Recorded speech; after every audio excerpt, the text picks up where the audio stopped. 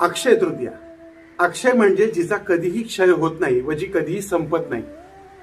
याचाच अर्थ काय, तर अक्षय तृतीयेच्या दिवशी आपण जे करतो ते अक्षय म्हणजे कधीही न क्षय पावणारे, न नाश पावणारे होते ठरते. धर्मशास्त्रानुसार सर्वात पुण्यकारक गोष्ट कोणची सांगितली आहे धर्माने, तर ती म्हणजे रोजचं जीवन जगत असताना आपण करत असलेला दानधर्म. अर्थातच आपण जो दानधर्म करतो या दिवशी करत असू तर तो अक्षय पुण्यकारक ठरतो. तसंच या दिवशी केलेली उपासना, नामस्मरण, पूजन यांचंही फळ हे अक्षय आपल्याला मिळतं. आणि म्हणूनच अक्षय तृतीयेला विशेष महत्व आहे. या दिवशी सोनं चांदी खरेदी करणं शुभ मानलं जातं. असं म्हणतात की या दिवशी सोनं चांदी खरेदी केलं तर ते देखील अक्षय होतं. अक्षय तृतीया सणाच्या दिवशी तुम्ही सोनं खरेदी करू शकणार नसाल तर तुम्ही बार्ली खरेदी करा. बार्ली हे धान्य आहे आणि ती भगवान विष्णूंना अर्पण करा, विधिवत पूजा करा. त्यानंतर ही बार्ली लाल कापडात गुंडाळून तिजोरीत त्या ठिकाणी ठेवा जिथं तुम्ही पैसे आणि सोन्याचे दागदागिने ठेवता. पुराणातल्या मान्यतेनुसार बार्लीचं दान हे सोन्याच्या दाना इतकंच महत्वाचं असतं. थोडक्यात काय, जर ज्यांना सोने खरेदी करणं शक्य नसते अशा व्यक्तींनी बार्ली विकत घेऊन त्याचं दान करायला हवं. बार्लीच्या दानाला सोन्याच्या दाना इतकंच महत्व दिलं गेलेलं आहे. या दिवशी सूर्याची किरणं ही खूप दैदिप्यमान असतात आणि सोन्याचा संबंध हा सूर्याशी असल्यानं सोन्याची खरेदी करणं म्हणजे सुवर्ण शक्ती मिळवण्यासारखं असतं. अक्षय तृतीया ही वैशाख महिन्याच्या शुक्ल पक्षातल्या तृतीयेच्या दिवशी साजरी केली जाते.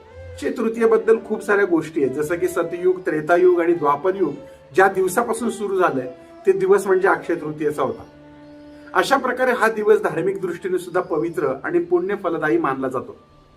जर तुम्हाला घरामध्ये तुमच्या समृद्धी हवी असेल आणि देवी लक्ष्मीची कृपा आपल्यावर राहावी असं वाटत असेल तर अक्षय तृतीयेच्या दिवशी काही गोष्टी निश्चितपणे कराव्यात. त्या कोणत्या त्या आपण जाणून घेऊयात. सकाळी स्नान संमार्जन उरकल्यानंतर जमेल तेवढे आपल्या आवडत्या देवाचे नामस्मरण करावे. आई वडिलांना, मोठ्यांना नमस्कार करून देवाची पूजा करावी. दिवा उदबत्ती देवांना दाखवून पूजेमध्ये जर श्रीयंत्र असेल तर श्रीयंत्राचं यथाविध पूजन करावे. पूजन करताना ओम नमो नारायणाय या मंत्राचा 1008 वेळा जप करावा. मेरू यंत्राला 108, 1008 किंवा 18 तुळशी पत्र व्हावी. तर बाळकृष्णाला ओम नमो भगवते वासुदेवाय हा मंत्र म्हणून 11 तुळशी पत्र पाहावीत व काहीतरी गोड नैवेद्य दाखवावा. खरं तर लक्ष्मीची कृपा आपल्याला हवी असेल तर सर्वात प्रथम नारायणाची पूजा करणं गरजेचं आहे. कारण जिथं नारायण तिथंच लक्ष्मी असते. याचा एक अर्थ असाही होतो की गरीब किंवा दरिद्री लोकांमध्ये नारायण असतो. त्यांची जे सेवा करतात, त्यांना मदत करतात, त्यांना लक्ष्मी प्राप्ती होते. हा सर्वसाधारण धर्माचा सार आहे.